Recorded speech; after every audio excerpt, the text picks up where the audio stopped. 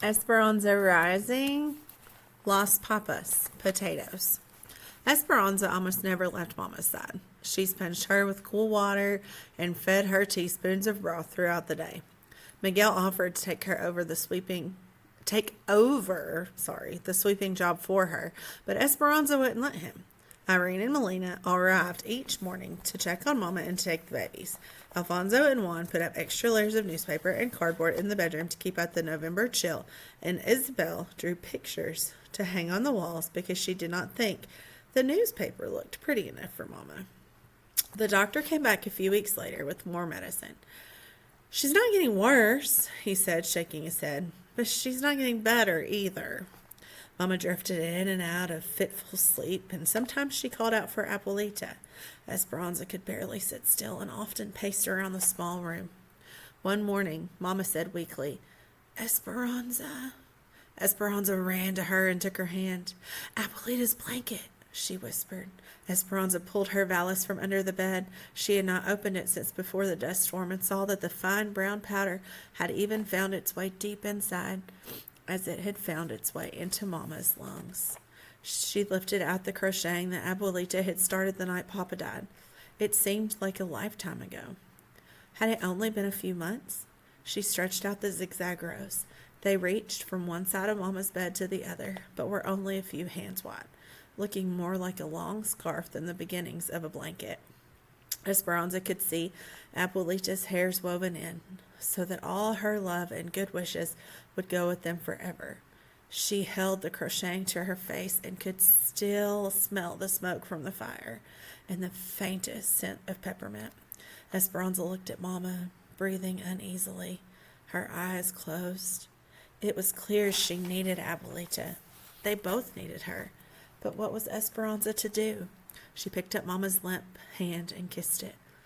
Then she handed the strip of zigzag rows to Mama, who clutched it to her chest. What had Abuelita told her when she'd given her the bundle of crocheting? And then she remembered. She had said, "Finish this for me, Esperanza, and promise me you'll take care of Mama." After Mama fell asleep, Esperanza picked up the needlework and began where Abuelita had left off. 10 stitches up to the top of the mountain, add 1 stitch, 9 stitches down to the bottom of the valley, skip 1. Her fingers were more nimble now, and her stitches were more even. The mountains and valleys in the blanket were easy. But as soon as she reached a mountain, she was headed back down into a valley again. Would she ever escape this valley she was living in? This valley of Mama being sick? What else had Abuelita said? After she had lived many mountains and valleys, they would be together again.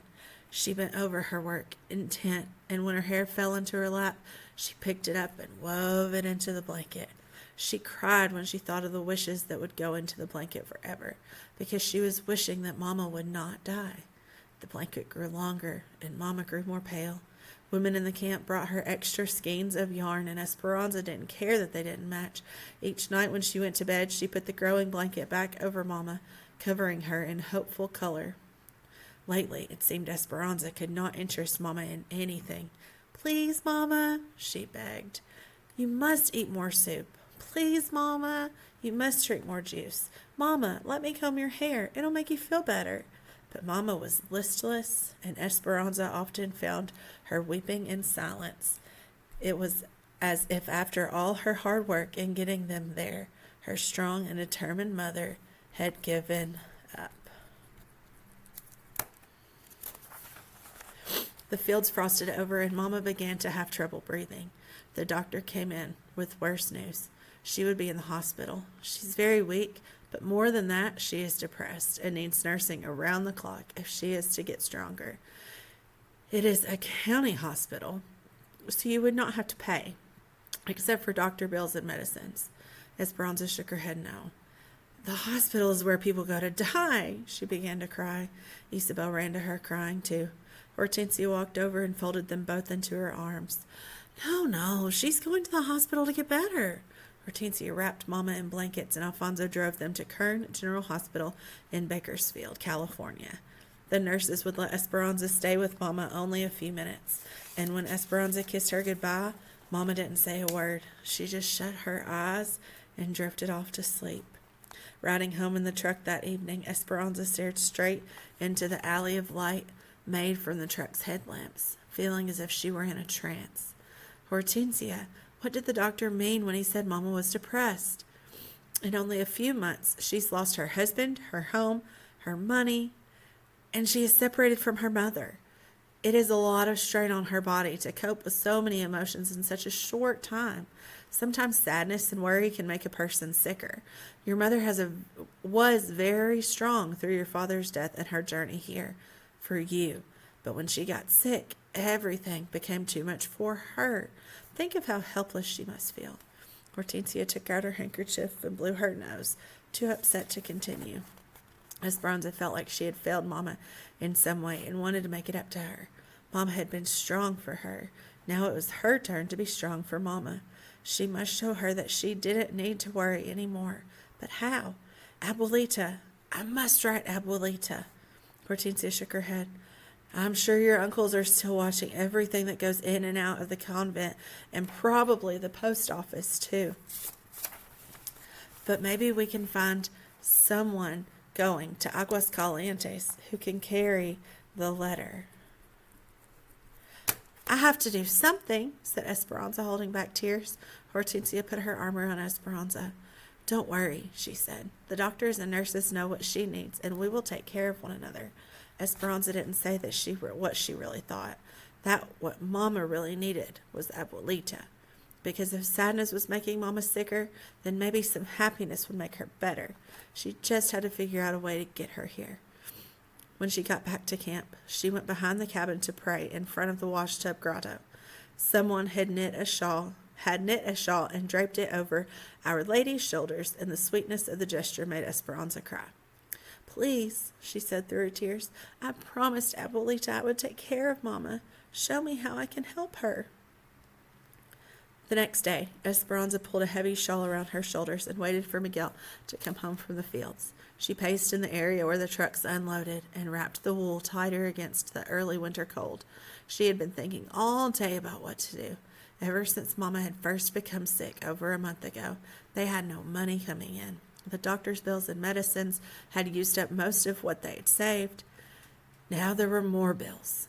Alfonso and Hortensia offered to help, but they had done so much already, and they did not have much to spare. Besides, she could not accept their charity forever. Abuelita's ankle was probably healed by now. But if she hadn't been able to get her money out of Tio Luis' bank, then she would have no money with which to travel. If Esperanza could somehow get money to Abuelita, then maybe she could come sooner. When Miguel jumped off one of the trucks, she called to him. What have I done to deserve this honor, mi reina? He said, smiling and walking toward her. Please, Miguel, no teasing. I need help. I need to work so I can bring Abuelita to Mama. He was quiet, and Esperanza could tell he was thinking. But what could you do? And who would take care of the babies? I could work in the fields or in the sheds, and Melina and Irene have already offered to watch Pepe and Lupe. It's only men in the fields right now, and you're not old enough to work in the sheds. I'm tall. I'll wear my hair up. They won't know. The problem is that it's the wrong time of year. They aren't packing anything right now, not until asparagus in the spring. My mother and Josefina are going to cut potato eyes for the next 3 weeks. Maybe you can go with them. But it is just 3 weeks, said Esperanza. I need more work than that. Hansa, if you're good at cutting potato eyes, they'll hire you to tie grapes. If you're good at tying crepes, they'll hire you for asparagus. That's how it works. If you're good at one thing, then they'll hire you for another. Can you tell me one more thing, Miguel? Claro, certainly. What are potato eyes?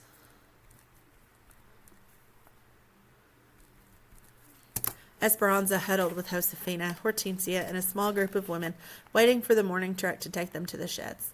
A thick tulle ground fog that hugged the earth settled in the valley, surrounding them as if they stood within a deep gray cloud. There was no wind, only silence and penetrating cold. Esperanza bundled in all the clothing that she could put on.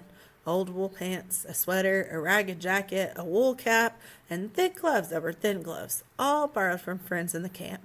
Hortensia had shown her how to heat a brick in the oven and bundle it in a newspaper, and she hugged it to her body to keep warm as they rode on the truck.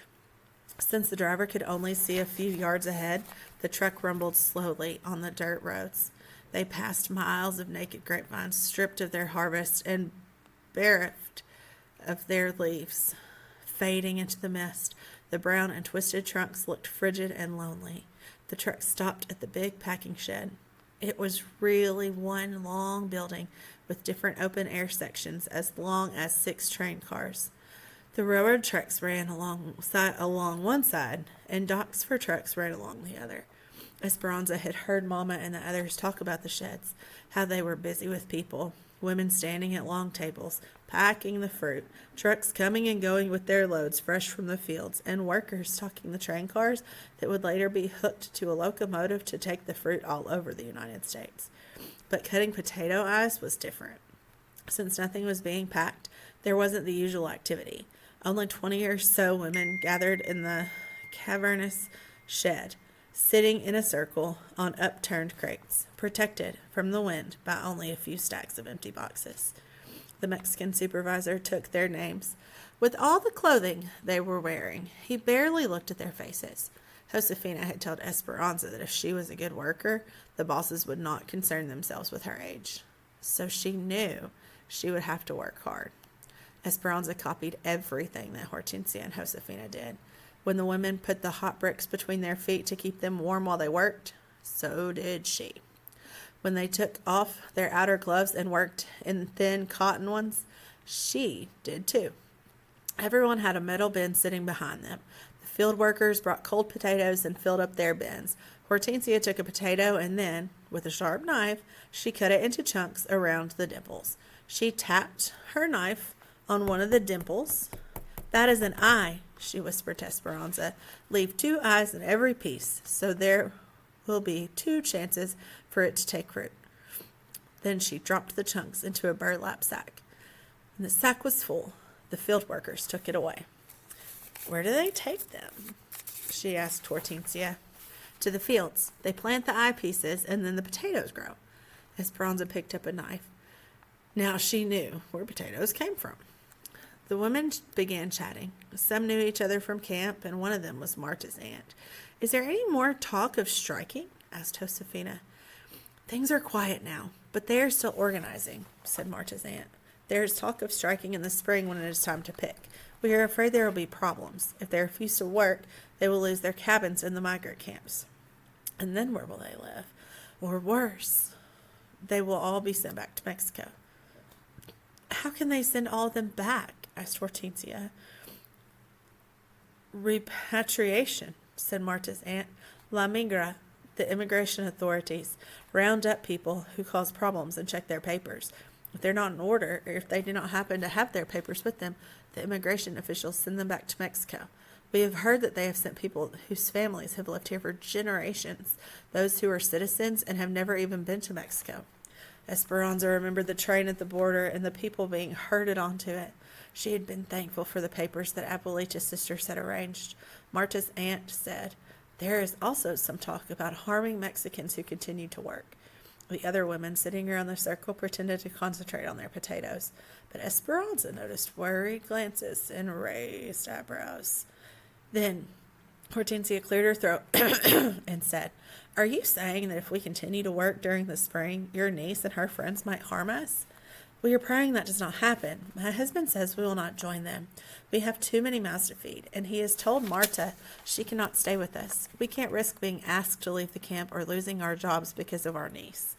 Heads nodded in sympathy, and the circle was silent, except for the sounds of the knives cutting the crisp potatoes. "Is anyone going to Mexico for La Navidad?" asked another woman, wisely changing the subject. Esperanza kept cutting the potato eyes, but listened carefully, hoping someone would be going to Aguascalientes for Christmas. But no one seemed to be traveling anywhere near there. A worker refilled Esperanza's metal bin with another load of cold potatoes. The rumbling noise brought her thoughts back to what Marta's aunt had said. If it was true that the strikers would threaten people who kept working, they might try to stop her too. Esperanza thought of Mama in the hospital and Abuelita in Mexico and how much depended on her being able to work. If she was lucky enough to have a job in the spring, no one was going to get in her way. A few nights before Christmas, Esperanza helped Isabel make a yarn doll for Sylvia while the others went to camp to a meeting. Ever since Esperanza had taught Isabel how to make the dolls, it seemed there were new dolls born each day, and monas of every color now sat in a line on their pillows. Sylvia will be so surprised, said Isabel. She has never had a doll before. We'll make some clothes for it, too, said Esperanza. What was Christmas like at El Ranchos de las Rosas? Isabel never tired of Esperanza's stories about her previous life. Esperanza stared up at the ceiling, searching her memories. Mama decorated with Advent wreaths and candles. Papa set up the nativity on a bed of moss in the front hall, and Hortensia cooked for days. There were empanadas filled with meat and sweet raisin tamales. You would have loved how Abuelita decorated her gifts. She used dried grapevines and flowers instead of ribbons. On Christmas Eve, the house was always filled with laughter and people calling out, Feliz Navidad. Later, we went to the cathedral and sat with hundreds of people and held candles during midnight mass. Then we came home in the middle of the night, still smelling of incense from the church, and drank warm atole de chocolate and opened our gifts. Isabel sucked at her breath and gushed. What kind of gifts? I can't remember, said Esperanza, braiding the yarn doll's legs. All I can remember is being happy. And she looked around the room as if seeing it for the first time. One of the table legs was uneven and had to be propped by a piece of wood so it wouldn't wiggle. The walls were patched and peeling. The floor was wood plank and splintery, and no matter how much she swept, it never looked clean. The dishes were chipped and the blankets frayed, and no amount of beating could remove their musty smell. Her other life seemed like a story she had read in a book a long time ago. Un cuento de hadas, a fairy tale. She could see the illustrations in her mind. The Sierra Madre, El Rancho de las Rosas, and a carefree young girl running through the vineyard. But now, sitting in this cabin, the story seemed as if it were about some other girl, someone Esperanza didn't know anymore. What do you want for Christmas this year? Asked Isabel. I want Mama to get well. I want more work, and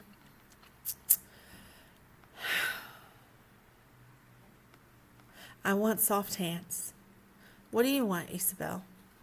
Isabel looked at her with big doe eyes and said, That's easy.